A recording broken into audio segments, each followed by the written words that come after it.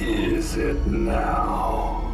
Ladybird, Ladybird. 1992's X-Men the Animated Series had a wide selection of villains, but one of its most beloved was Mr. Sinister. Sinister's goal of creating mutants of his own design was an extreme one that put him into innumerable conflicts with the X-Men. But when the situation called for it, Mr. Sinister also rose to fight the greater evil alongside the X-Men. For such a fan-favorite villain, we thought we'd explore Mr. Sinister's 10 biggest appearances in 1992's X-Men Animated Series. Before we get into our explanation, we have a very small request. If you like our content, please support us by subscribing to our channel. This is a small click for you, but for us, it means a lot. Thank you. Let's begin.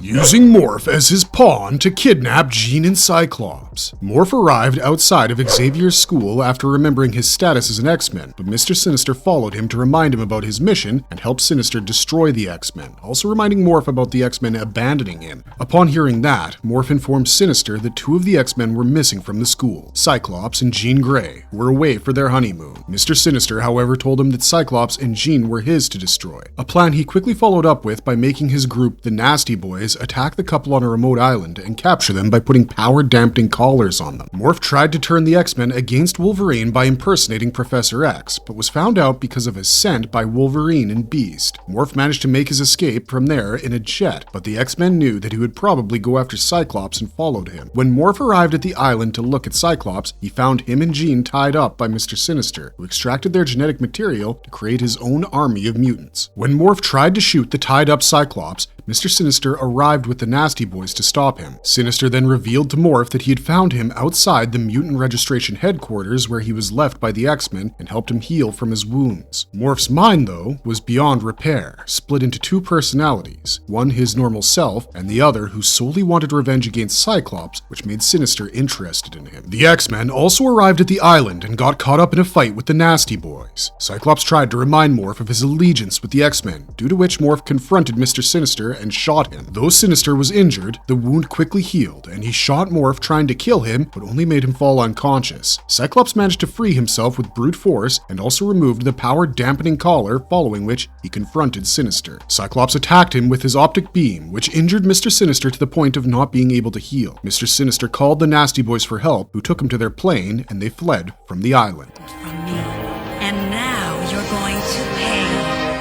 Another plan to break the X-Men. Mr. Sinister contacted Mystique to warn her about Professor X's absence, allowing Mystique to go on the mission to get Rogue back on her side once again. Mystique went on to reveal that the hallucinations Rogue was suffering through were because she had absorbed Miss Marvel's powers for a long duration. This led to Rogue gaining Carol Danvers' powers permanently, along with her consciousness being stuck in Rogue's head. Jean Grey was able to help Rogue in preventing Miss Marvel's consciousness from haunting her. Rogue ended up refusing the chance to rejoin Mystique, rather choosing to stay with the X-Men where she belonged. I should have let you die.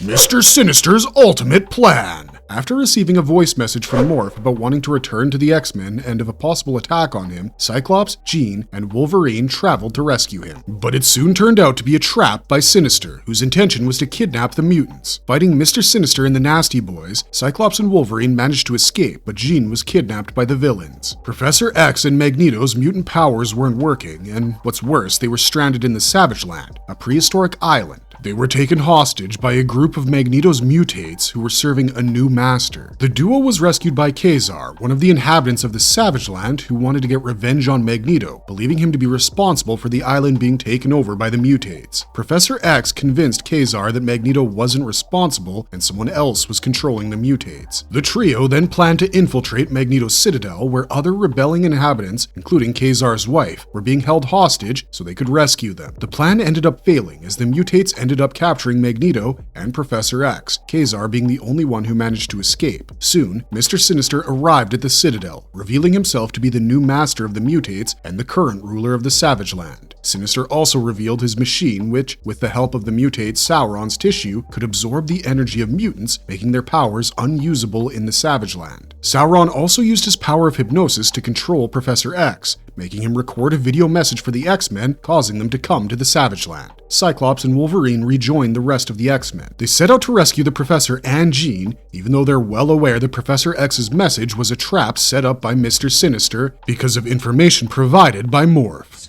After you're gone. The Fall of Mr. Sinister. The X-Men arrived at the Savage Land, and upon realizing that their powers had stopped working, they were ambushed by the Nasty Boys and the Mutates. Wolverine was the only one who managed to escape, while the rest of the X-Men were taken as hostages by them. A number of Sinister's mutate goons are ordered after Wolverine, who came across Kazar. Kazar initially distrusts Wolverine, thinking him to be one of Sinister's mutants, but when he gets to know that Wolverine was against Sinister, he helps him fight the other inhabitants and also gets him a pterodactyl ride. Mr. Sinister revealed his master plan by showing off his machine to enhance the powers of mutants by absorbing the genetic component of other mutants. He showed the machine's abilities by extracting the genetic component of Magneto to enhance the powers of the mutate Vertigo, who in turn used her enhanced powers on the imprisoned X-Men. Kazar and Wolverine used the pterodactyl to reach the Citadel, with the duo parting ways thereafter to save their people. Wolverine was immediately attacked by the Nasty Boys and the mutates, barely managing to free Professor X and Morph, even with his adamantium claws. Upon being released, the duo starts smashing Mr. Sinister's machine that was blocking them from using their mutant powers. Regaining their powers, the X-Men quickly overpowered the mutates and the Nasty Boys, with Cyclops and Morph shattering Mr. Sinister into pieces. Brainchild, one of the mutates, tried to collect Mr. Sinister's shattered pieces, but Jean Grey uses her powers to spread them over a large area to prevent Mr. Sinister from regenerating too quickly. You had no trouble obtaining this one? He was being watched by the X-Men. Alliance with Apocalypse. In the year 3999, the world has been taken over by Apocalypse and Cable. The time-traveling mutant led a group called Clan Chosen, which also included his son, Tyler, against him. Clan Chosen infiltrated Apocalypse's pyramid to destroy his Lazarus chamber and take away his immortality. But during a confrontation, Cable lost his time-traveling computer to Apocalypse, who used it to escape to the Axis of Time. This disrupted Bishop, a mutant from 2055 who was returning from his mission in 1959 to be left stranded in the Axis of Time. Meanwhile, in the present day, the X-Men were attending Jean Grey and Cyclops' second wedding after their first wedding turned out to be fake. The couple on their way to their honeymoon were attacked by the Nasty Boys, who threw Jean into a time portal. Even Professor X was unable to find Jean anywhere. The Professor was soon attacked by Mr. Sinister, who kidnapped him, but got caught off guard with the sudden arrival of Bishop's sister, Shard. When the X-Men confronted Sinister, the Nasty Boys arrived again through the time portal, though Storm was able to save Professor X before he made his escape. Jean, while being in captivity, questioned Mr. Sinister about his reason for kidnapping her, while Apocalypse revealed himself and told Jean that Sinister kidnapped her because he asked him to.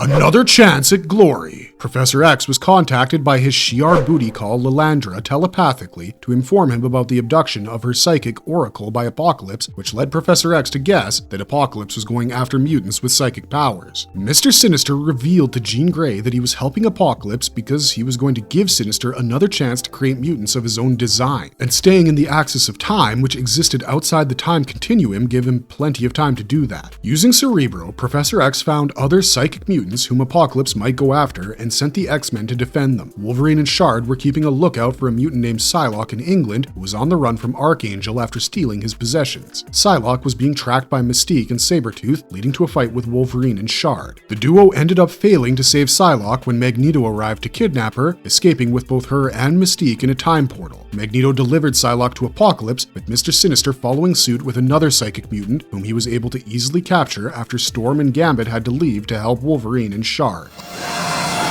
Lucas has a way with words, does he not?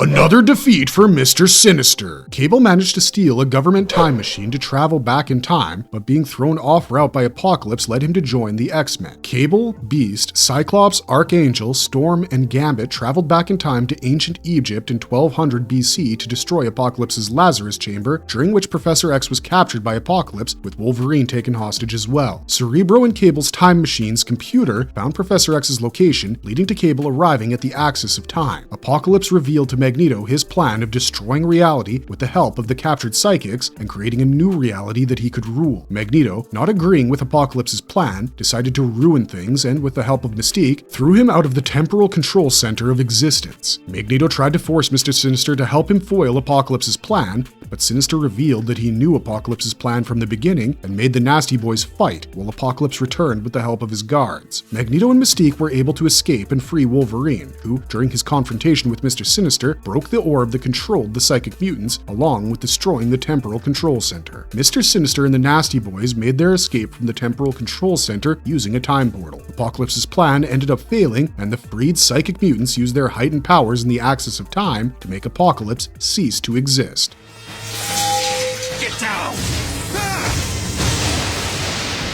Mr. Sinister, the Savior. Beast and Jubilee captured Sabretooth, who had been causing mayhem in the city, but when Wolverine confronted him in his cell, he realized that it wasn't Sabretooth through his smell, but rather an imposter. Mr. Sinister contacted Professor X about the being with immense power who had taken control of Sinister's base of operations, along with capturing the Nasty Boys. Before Professor X was able to do anything, the being captured him during video contact, and it spread throughout the school, capturing all the X-Men except for Beast. Beast managed to make his escape in a car where he met an alien who helped him escape from the strange being. The alien then introduced himself as Warlock, who belonged to the collective techno-organic race of aliens known as the Phalanx. He told the story of how he ran away from his planet with his partner, Lifemate, to avoid being merged with the Phalanx collective. Upon crashing on Earth, Lifemate was taken hostage by Cameron Hodge, an anti-mutant militant who used Lifemate to connect to the Phalanx leader and started the assimilation of Earth into the Phalanx Empire. Beast managed to contact the Mutant Forge for his help, but during their meeting, they were ambushed by the Phalanx. Quicksilver, who had arrived with Forge, got assimilated with the Phalanx during the ambush, but Mr. Sinister arrived in the nick of time to save Beast, Forge, and Warlock, flying them away in his jet.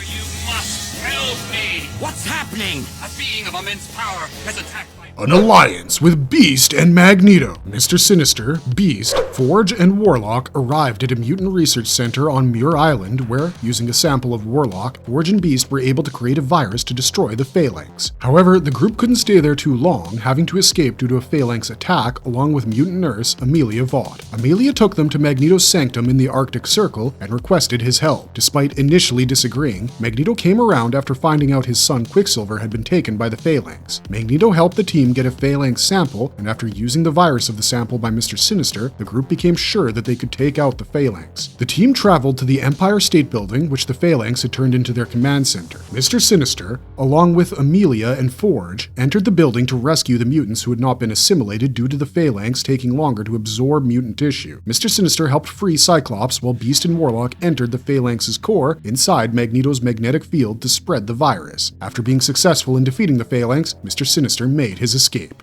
From this day forward, you shall address me as Mr. Sinister! The Sinister Origin. In Victorian London, 1888, a man with red glowing eyes had been causing mayhem around the city, and Dr. James Xavier visited an inspector to inform him about Dr. Nathaniel Essex being the man behind the chaos. The inspector refused to believe him initially, as the suspect was younger, and asked James why he believed Nathaniel to be responsible. James recounted his time in 1859 when he was working for Nathaniel's father-in-law, Lord Grey, as the physician for his daughter and Nathaniel's wife, Rebecca. Nathaniel was obsessed with Charles Darwin's works, specifically his theory of natural selection, believing humanity was removed from natural selection and it was time for a big evolutionary leap to be experienced by humanity. Nathaniel's research in human genetic mutation was dismissed by Darwin and the Royal Society, fueling him into further researching and experimenting on mutants. Nathaniel further went on to experiment on himself, gaining the power to instantly heal and create energy blasts, along with turning his skin pale white. Nathaniel's experiments ended up curing Rebecca of her illness, but when she informed Lord Grey and James about it, Lord Grey asked James to visit Nathaniel to convince him to stop his research. Upon visiting, James found that Nathaniel had locked up several humans and got into a fight with Nathaniel about it, causing the keys to the cell to fall off. The locked up people used their mutant powers to reach the keys and escape Nathaniel's captivity, but their mutant origins were found out by the people when one of them mistakenly burned down a building. The townspeople started going after one of the mutants,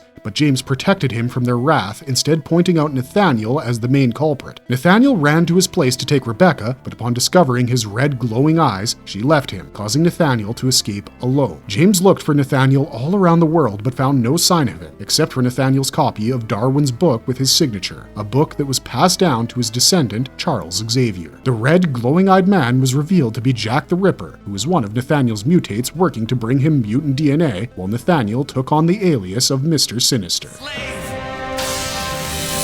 should have let you die.